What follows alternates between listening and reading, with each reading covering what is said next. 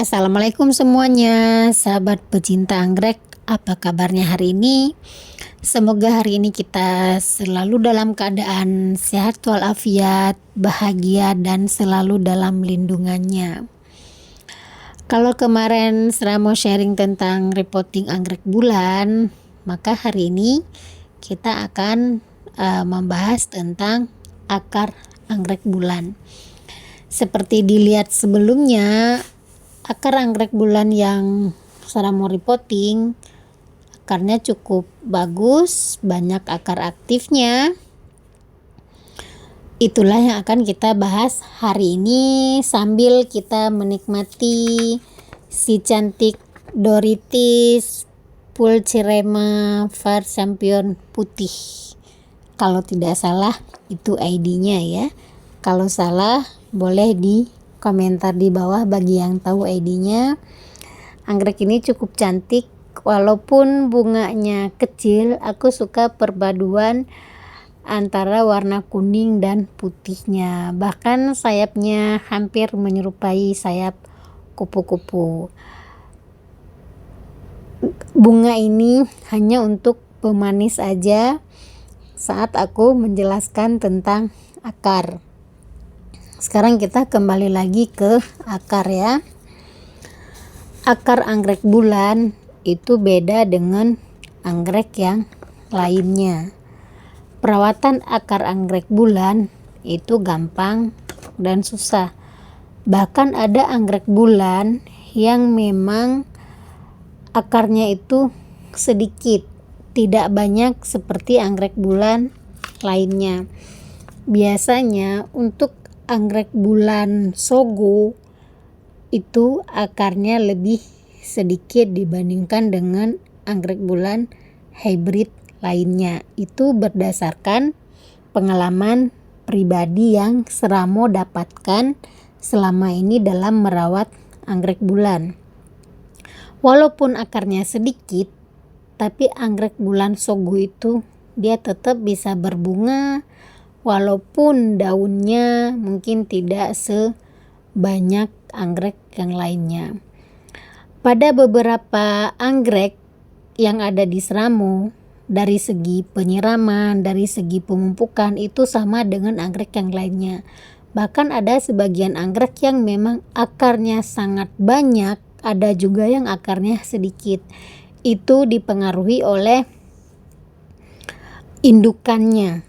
Biasanya dari kondisi akar indukan itu akan mempengaruhi ke hasil anggrek yang kita nikmati saat ini. Untuk itulah selama ada akar yang aktif, walaupun tidak banyak, walaupun tidak lebat, anggrek bulan tetap akan tumbuh dan berbunga. Nah, di sini kita akan berbicara tentang akar yang tidak aktif dan juga akar yang busuk dan bagaimana cara menumbuhkan akar anggrek bulan. Berdasarkan pengalaman Seramo sendiri, tidak ada rahasia khusus, tidak ada pupuk khusus, tidak ada treatment khusus untuk menumbuhkan akar anggrek bulan. Yang aku lakukan, yang Seramo lakukan selama ini untuk menumbuhkan akar anggrek bulan adalah penyiraman dengan air. Semakin sedikit zat terlarut di dalam air, maka akan semakin bagus untuk akar anggrek. Kalau kata Mbak Andari di teras anggrek, itu sama seperti paru-paru kita. Semakin bagus udara, akan semakin bagus paru-paru kita. Begitu juga untuk anggrek. Semakin murni air anggrek, itu akan semakin bagus untuk pertumbuhan akarnya. Karena dari itu, anggrek yang baru datang di Seramo, tidak langsung aku lakukan pemupukan. Hanya aku siram menggunakan air AC. Kalau ada yang bertanya kenapa air AC? Karena aku tidak punya sumur tanah, sehingga aku menampung air AC yang memang kadar zat terlarut di dalamnya itu sedikit hampir menyerupai air tanah.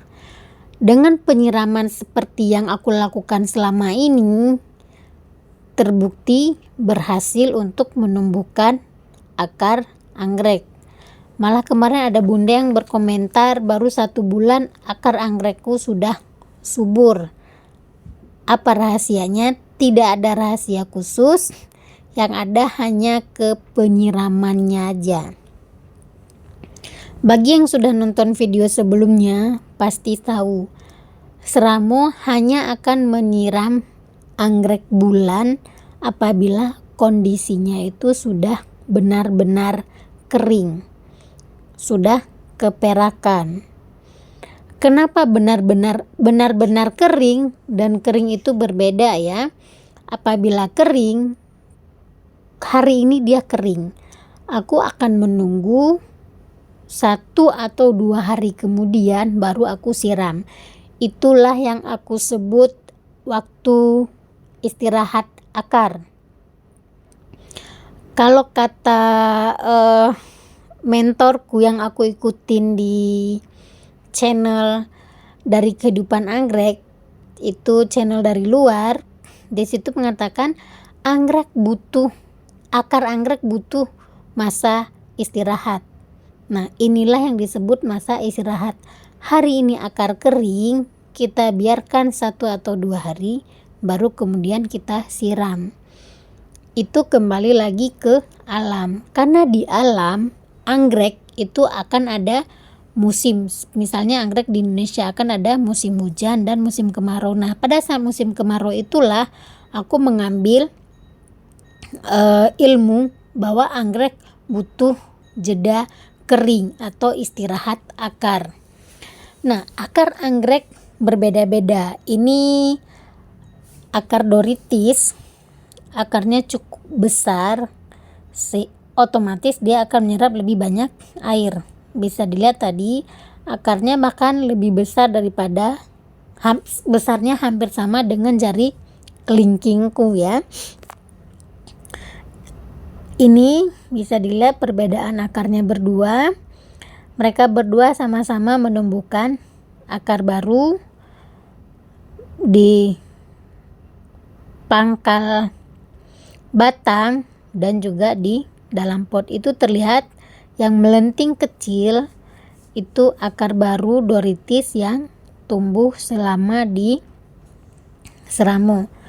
Kebanyakan bunda-bunda di luar sana, sahabat-sahabat pecinta anggrek, ini tidak terjadi setelah mereka membeli anggrek, baik itu anggrek bulan ataupun anggrek doritis, terutama untuk anggrek bulan ya. Kenapa itu terjadi? Karena penyiramannya tadi. Ada sebagian bunda yang berfokus ke pupuk. Begitu anggrek datang, dipupuk, disiram, dipupuk, disiram. Terus-terusan, tidak ada jeda untuk akar kering. Sehingga 2 atau 3 bulan, bahkan kadang tidak sampai, semua akar di dalam pot itu membusuk. Itu juga yang Seramo alamin pada saat awal-awal menanam anggrek bulan. Jangan ditanya berapa anggrek bulan yang mati di Seramo, karena sebelum berhasil seperti sekarang dengan anggrek bulan, sudah banyak sekali drama sedih yang Seramo alami, sampai akhirnya ketemu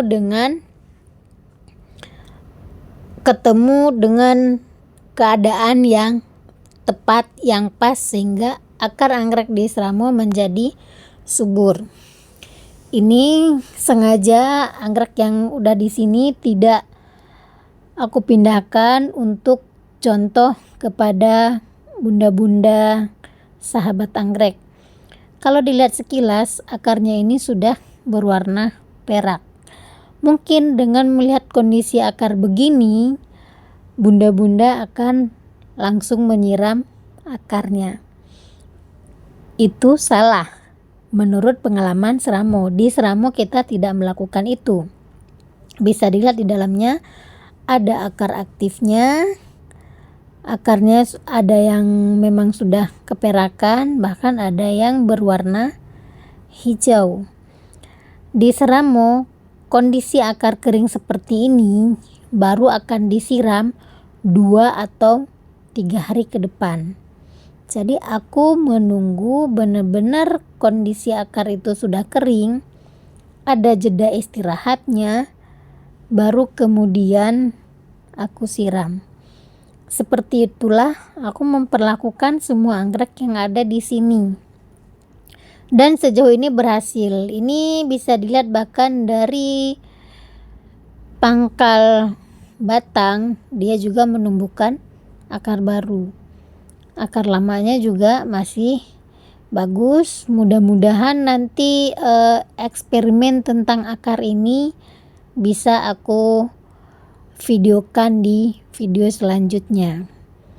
Begitu juga untuk penyiraman. Sekali lagi, jangan menyiram anggrek terlalu sering, apalagi untuk menumbuhkan akar. Yang dibutuhkan anggrek untuk menumbuhkan akar adalah air murni, bukan pupuk. Pupuk bagi anggrek itu hanyalah penyempurna. Kalau dalam menu kita 4 sehat 5 sempurna, tidak ada pun dia tidak apa-apa. Kalaupun ada, alhamdulillah. Seperti itulah kondisi anggrek di hutan. Tidak ada yang memberi pupuk, tetapi dia tetap berbunga dan juga segar. Jadi sekali lagi, untuk menumbuhkan akar anggrek yang dibutuhkan adalah air bersih. Semakin sedikit ppm air akan semakin bagus untuk menumbuhkan akar anggrek. Dan penyiraman anggrek usahakan di sekeliling pot, jangan diguyur, jangan mengenai ketiak daun. Apalagi di rumah kita sirkulasi udara tidak lancar.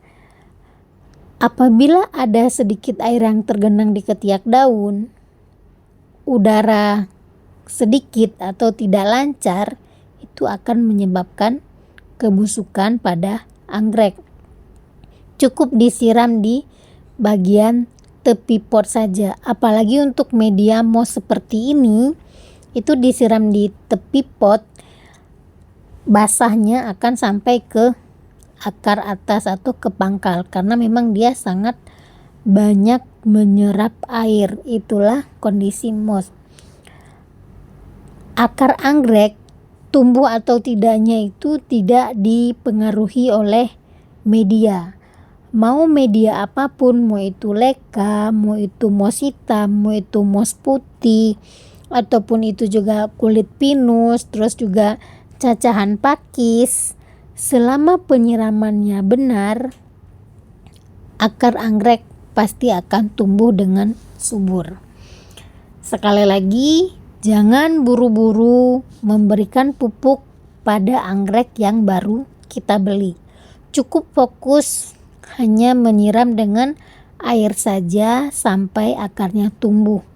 Itulah yang dilakukan Seramo selama ini, sehingga akar anggrek yang ada di Seramo cukup subur. Ini kondisi anggrek yang Seramo beli dengan banyak akar yang busuk.